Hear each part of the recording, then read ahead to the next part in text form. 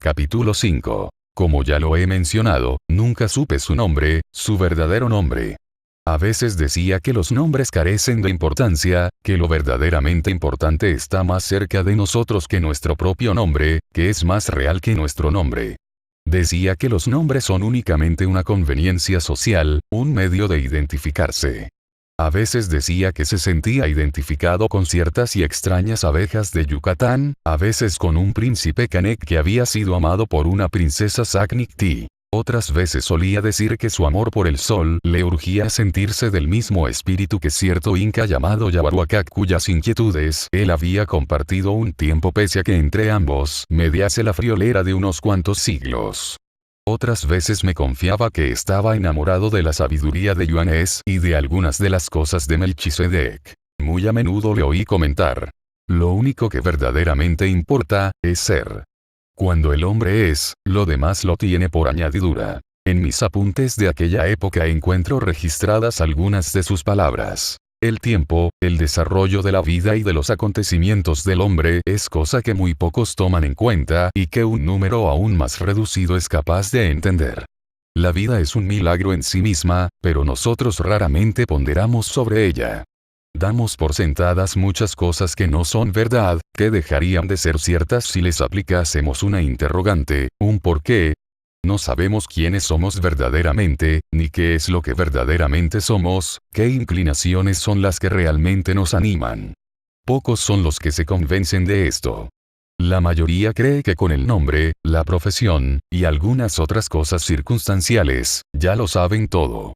Nuestra manera de pensar es todavía muy ingenua. Mucho de lo que los hombres atribuyen a la educación moderna ha de buscarse en las profundidades de la psicología más pura, que es algo que se ha perdido. Pero también ocurre que hay muchos psicólogos que no entienden ni siquiera las cosas que ellos mismos dicen. De otro modo ya hace tiempo que hubiesen descartado el psicoanálisis. La ciencia ordinaria no cree ni acepta lo milagroso porque no es verdaderamente científica. Hay hombres de ciencia que ocasionalmente y por razones morales, suelen hablar de lo espiritual, pero ni siquiera se detienen a ponderar en lo que es la materia en sí. Hay hombres supuestamente espirituales que no advierten la trascendencia de lo que Jesucristo dijo a Nicodemo, y que el Evangelio registra con estas palabras: si os he dicho cosas terrenas y no creéis, ¿cómo creeréis si os dijera las celestiales? Y es que la ciencia no quiere advertir que en las palabras, las parábolas, los milagros y todos los hechos conocidos de Jesucristo hay mucha más ciencia que la que ordinariamente podemos imaginar. Debido a esto, la filosofía que conocemos se basa en ingenuidades anticientíficas, así como la religión cristiana que conocemos está reñida con las principales verdades que enseñó Cristo.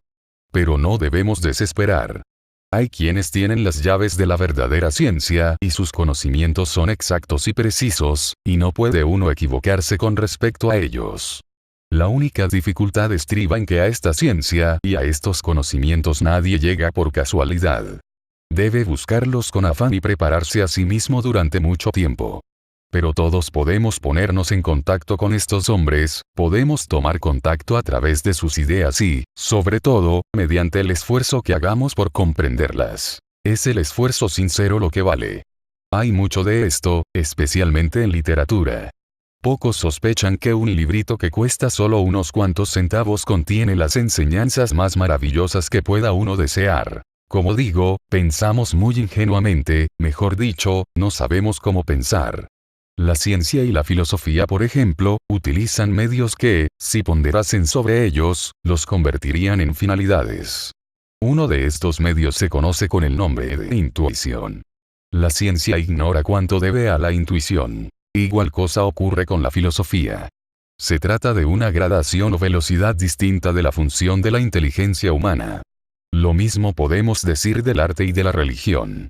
Las revelaciones en que se basa el dogma religioso son algo que todos los teólogos quieren elaborar sin percatarse de que la velocidad a que trabaja la razón ordinaria es material imposible de elaborar. ¿Qué librito es ese que cuesta pocos centavos?, pregunté. El Sermón de la Montaña. Es la suma de los capítulos 5, 6 y 7 del Evangelio de San Mateo. ¿Por qué la religión nada dice acerca de esto? Mi amigo me miró y sonrió. La religión no advierte que su error estriba justamente en el concepto que tiene de religión. Sin embargo, para poder entender la verdad de este concepto, es preciso descartar el concepto ordinario. Quedé pasmado ante semejante galimatías. Pero usted es obviamente un hombre religioso. ¿Cómo puede decir eso? Ya lo ve, me contestó. Usted no puede salir del ataúd en que lo ha metido su educación, su concepto de la moral religiosa, etc. Muchos hombres suelen advertir la posibilidad de salir del ataúd, y entienda usted la palabra ataúd literalmente. Asoman la cabeza por encima de los bordes, pero la idea de la libertad que ven los asusta y pronto se vuelven a meter en su ataúd y hasta cierran la tapa con pernos para que nada perturbe su sueño. Pero ¿por qué me dice usted que la religión es un concepto errado? Religión significa religar y nada hay que religar porque nada hay en el universo que esté desligado de algo. Sin embargo, debemos representarnos las cosas como si estuviesen desligadas debido a las limitaciones de nuestros sentidos y del entendimiento que derivamos de esta limitación. ¿Cómo podría conciliarse el concepto de religar con lo que afirma lo más elemental del catecismo, por ejemplo, de que Dios está en el cielo, en la tierra y en todo lugar? O aquella otra afirmación de uno de los padres de la Iglesia, el apóstol Pablo, quien dijo: en Dios vivimos, nos movemos y tenemos nuestro ser. Entonces, ¿qué es lo que hay que hacer? Darse cuenta de lo que significa la palabra universo. Esforzarse por elevar la inteligencia a aquellos estados de agudeza en que estas ideas son cosa viva. Nuevamente podemos recurrir a la entrevista de Nicodemo con Jesús, porque en el mismo tema Jesús dio la llave del entendimiento de estas cosas al decir: y nadie subió al cielo, sino el que descendió del cielo, el Hijo del Hombre que está en el cielo. Y como Moisés levantó la serpiente en el desierto, así es necesario que el Hijo del Hombre sea levantado, para que todo aquel que en él creyere no se pierda, sino que tenga vida eterna. Esto es sumamente difícil de entender. Todo depende del esfuerzo que se haga por entenderlo. El esfuerzo por entender estas afirmaciones que parecen tan obscuras es justamente la llave que nos puede abrir las puertas del cielo. Pero sucede que la mayoría se conforma con la primera interpretación que encuentra, olvida el esfuerzo y así comienza a caer, comienza el pecado original. Porque significa detener el desarrollo de la inteligencia. Cuando se detiene este desarrollo, cuando el hombre se da por satisfecho con la comprensión de hoy y no trata de ampliarla al máximo de intensidad de que es capaz, pierde su capacidad, pierde su comprensión y eventualmente pierde su alma. Mejor dicho, mutila, entorpece su crecimiento de tal forma que el alma enferma y hasta puede morir del todo. Esto es algo de lo que Jesús trató de explicar en la parábola de los talentos, en la del traje de bodas y, sobre todo, en esas dos palabras con que uno se encuentra a cada instante en los evangelios: velad y orad. Con el tiempo hasta llegué a acostumbrarme a este lenguaje tan especial de mi amigo. Lo presenté a algunos de mis compañeros, y cuando estos me preguntaron quién era él, no sabía qué responder, de modo que decidí hacerlo pasar por un pariente, algo excéntrico, pero una buena persona en el fondo. Cuando le informé de esto con la secreta esperanza de que me dijese la verdad sobre sí mismo, comentó: nuestro verdadero parentesco es mucho más real de lo que usted mismo se imagina. Ya se enterará de esto algún día. ¿No cree usted que exagera un poco este misterio? Le dije. La verdad siempre parece una exageración a quienes no la advierten. Es un poco difícil de llevar. No lo dudo. Pero es que usted todavía no se da cuenta de que hablamos idiomas diferentes, porque tenemos un entendimiento diferente. Entonces, ¿por qué no hablamos el mío? Porque aun cuando no lo sepa bien, usted quiere aprender el mío. Si me guiase por sus palabras hace tiempo que hubiésemos dejado de vernos y de charlar. No hablo con lo que usted aparenta con sus palabras, sino con lo que usted puede ser. Esto sí que es un galimatías. Es todo cuanto me tiene que decir. Lo que yo le diga dependerá siempre de lo que usted quiera preguntarme. Pese a que estas entrevistas siempre me dejaron molesto, al advertir cómo él siempre manejaba mi pensamiento y desviaba mis propósitos, no pude evitar que mi cariño hacia él aumentase. Era algo muy contradictorio lo que ocurría en mí mismo. Así pasó el tiempo. Yo continuaba apoyándome en cajas de fósforos que llevaba siempre en el bolsillo, y no podía olvidar la guerra. Sobre todo, no podía olvidar la sensación de repugnancia que sentía hacia mí mismo cada vez que volvía a mi memoria el recuerdo de cierto hombre a quien había muerto clavándole una bayoneta en el vientre. Tan horrorosa era la agonía que le había visto padecer, que por instantes deseaba haber sido yo el muerto. Estas escenas volvían con frecuencia ahora que los despachos de guerra daban cuenta del número de bajas ocurridas en los distintos frentes. No podía tomar estas cifras como si fueran cifras solamente. Para mí representaban padecimientos humanos que no afectaban únicamente a las tropas, sino que cada soldado y cada hombre se convertía en el centro de una tragedia para toda una familia, para todo un círculo de amistades y quizá para la misma tierra. No podía explicarme de dónde ni cómo me venían estos pensamientos, pero sentía un gran malestar interior que a veces se convertía en algo doloroso. De manera que hacía todo lo posible por huir de ellos en estos momentos y hasta llegué a sentir envidia de la frialdad con que mis compañeros barajaban estas cifras. También me causaba asombro cada vez que en los diarios veía los titulares registrándolas como si se tratase de acontecimientos sin precedentes en la historia del mundo, y como hechos verdaderamente gloriosos. Los diarios pagaban elevadísimas sumas por tener estas noticias. A su vez, las gentes pagaban sus monedas con gusto por leerlas. La guerra se había convertido en un fantasma que acosaba mi conciencia. De cada 10 despachos que llegaban a mis manos para ser redactados, 9 trataban directamente de la guerra y el 10º indirectamente. Así pasó el tiempo de Etiopía, el tiempo de España y un buen día llegó el de Polonia y finalmente la guerra se extendió por todo el mundo. Tan abrumador era este hecho que por la fuerza de su número los despachos comenzaron a cegarme. Poco a poco fui encalleciéndome con tanta reproducción de cifras sobre muertos, heridos y desaparecidos. Cierto día advertí que estaba interesado y que gozaba con la descripción del bombardeo de una ciudad en la que habían perecido miles y miles de mujeres, niños y ancianos, todos ellos completamente indefensos ante el fuego que llovía sobre ellos desde arriba. Y dio la casualidad que aquel mismo día había traducido un despacho que contenía ciertas declaraciones hechas por un importante jefe de la Cruz Roja Internacional. Trataba de los 5 puntos sobre la ayuda y protección de los niños y yo había decidido conservar una copia para mí. Lo había dejado encima de mi mesa de trabajo y cuando quise hallarlo para llevármelo, los demás despachos sobre muertos, heridos, bombardeos y encuentros navales lo habían cubierto del todo.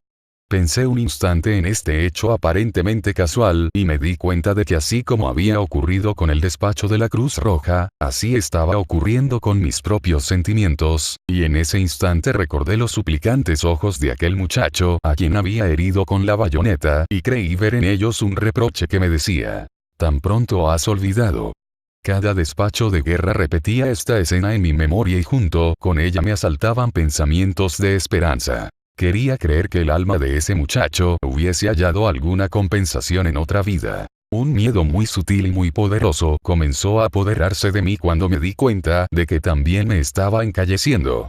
Mis compañeros me hacían bromas acerca de estos escrúpulos y algunos hasta argumentaban que las guerras, especialmente esta gran guerra, traería un gran progreso científico, de suerte que podíamos alentar la esperanza de un mundo y una vida mejor. La incongruencia de este argumento terminó por asquearme. La historia era el mejor testigo de que las guerras solamente producen nuevas y más sangrientas guerras. Ahí estaban estos despachos indicándome cómo se escribiría la historia de esta época.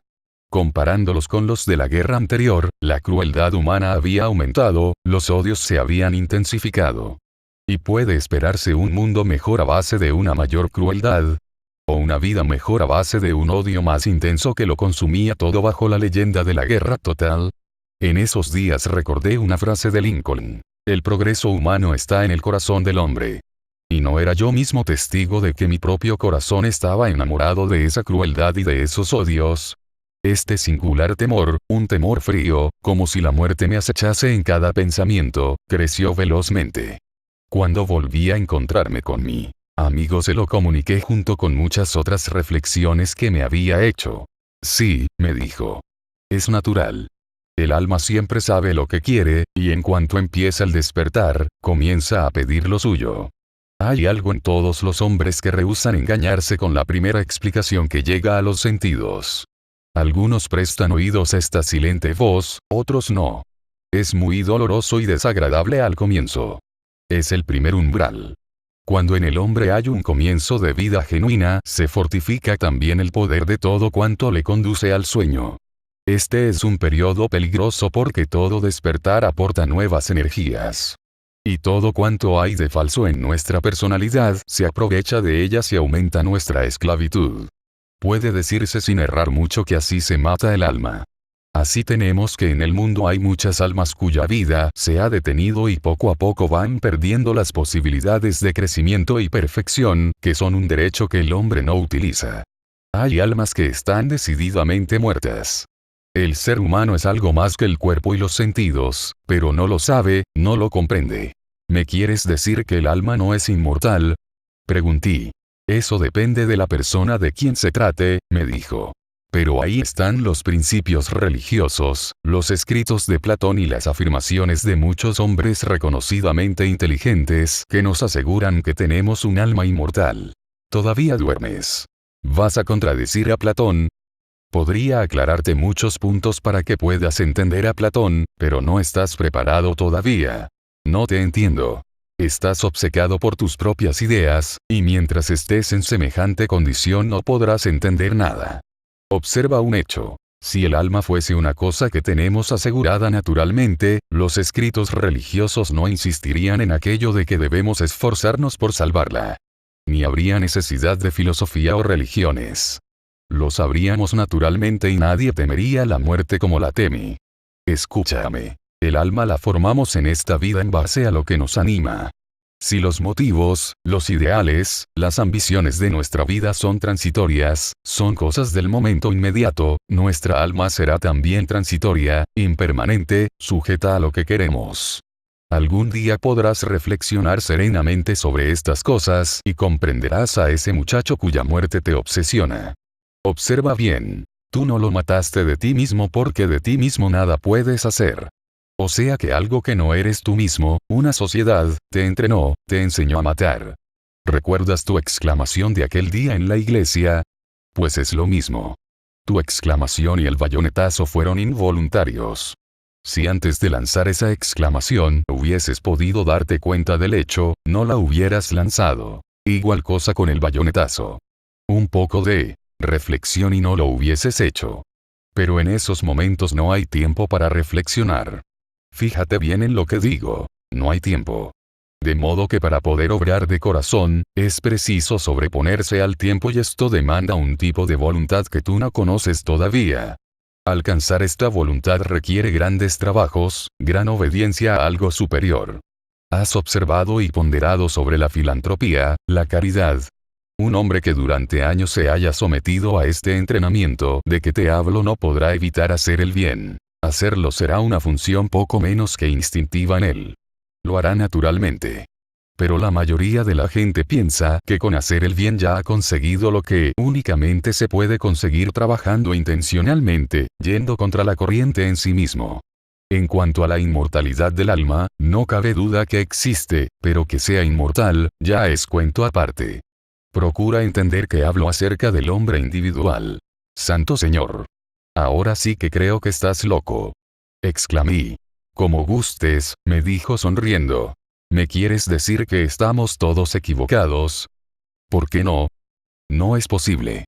Eres muy ingenuo. Tienes el ejemplo vivo en ti mismo y a pesar de ellos discutes con vehemencia. Pero no importa. ¿Ves cuán errado sería que me guiase únicamente por tus palabras? Tú sabes y sientes que la guerra es horrible, que es una cosa bárbara, la culminación de cuanto hay de salvajismo en el hombre. Sabes que tus compañeros están errados con respecto a esas cifras de bajas. Para ti, en cambio, cada cifra es la representación de un ser humano y eso te hace sufrir. Aquellos que no sienten lo que piensan estarán siempre errados.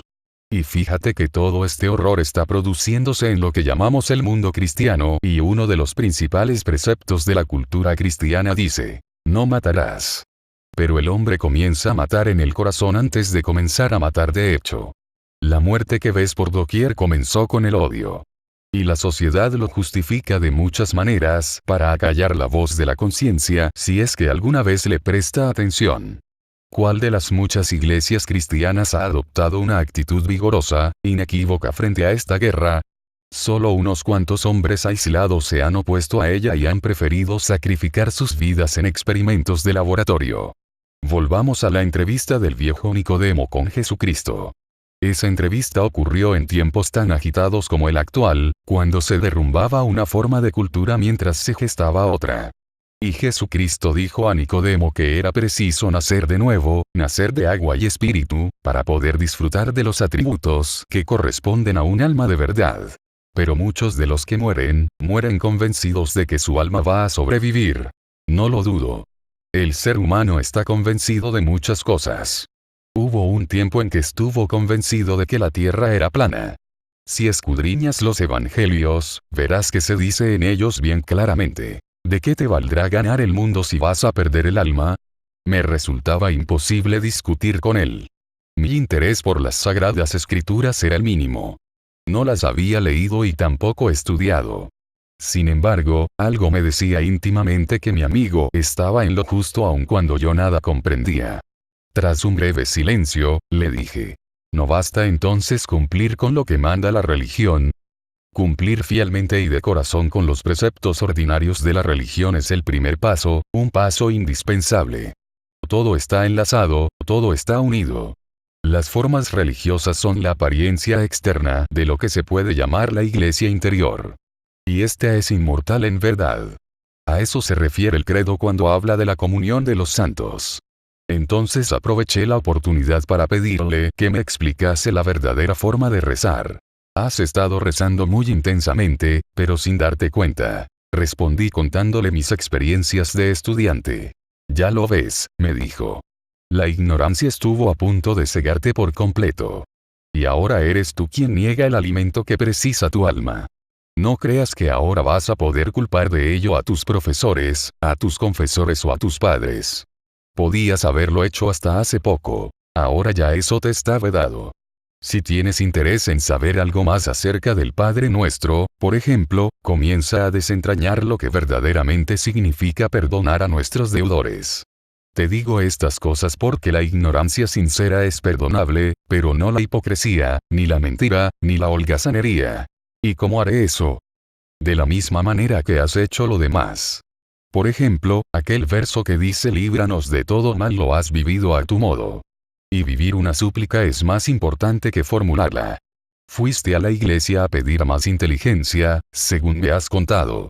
La inteligencia es justamente un atributo del reino de los cielos. Te fue dado cierto entendimiento. El otro verso: no nos dejes caer en tentación, lo has experimentado en tu vivencia de horror ante el hecho de que estabas encalleciéndote. Pero este es un modo muy extraño de orar, le dije asombrado. Es el único modo del corazón. Para entender las oraciones es preciso tener una idea, aunque sea aproximada, de la comunión de los santos. Cada una de las oraciones que conocemos es un tratado sintético de conocimientos de gran envergadura. Son psicología que los psicólogos corrientes ignoran. El Padre Nuestro, por ejemplo, puede ser para el individuo una escala de Jacob con que llegar al cielo, si el individuo lo vive. Para un físico puede ser el medio de explicarse la naturaleza del universo. Y conozco a un hombre dedicado a la astronomía que lo ha entendido para beneficio de sus estudios. Estas oraciones son la obra de la comunión de los santos. Ahora que la comunión de los santos tiene muchos nombres, según sea el credo que cada raza practica. No es una organización estatuida, sino un pálpito de vida universal. Son los guardianes de la cultura y de la civilización, los ayudantes de Dios. A menudo me hablas acerca del alimento del alma. ¿A qué te refieres? A un alimento tan real como el que necesita el cuerpo. Esto se desprende de las palabras de Jesús. No solo de pan vive el hombre, sino de toda palabra de Dios. El alimento físico contiene energías que nutren el alma. Es necesario para el crecimiento. Y por crecimiento me refiero al crecimiento interior. Cuando el hombre come, bebe y respira con el propósito fijo de alimentar su alma, extrae de los alimentos, del aire, de las bebidas, ciertas sustancias especialmente nutritivas. Pero hay un alimento superior a este y es el que nos impresiona íntimamente. Todos sabemos que los disgustos entorpecen la digestión. Un disgusto es una impresión. Los trastornos hepáticos producen un carácter agrio. De modo que alimentándose adecuadamente de impresiones, ya sean internas o externas, podemos nutrirnos mejor o peor. Pero esto requiere estudios y esfuerzos. Por ejemplo, hay quienes rezan antes de comer, invocando la bendición del Altísimo, pero durante la comida parlotean, discuten o tienen altercados. Durante el proceso digestivo los hay quienes hasta lanzan maldiciones. O sea que no tienen una continuidad en sus propósitos. Mediante la continuidad de propósitos se forma en el hombre un órgano nuevo.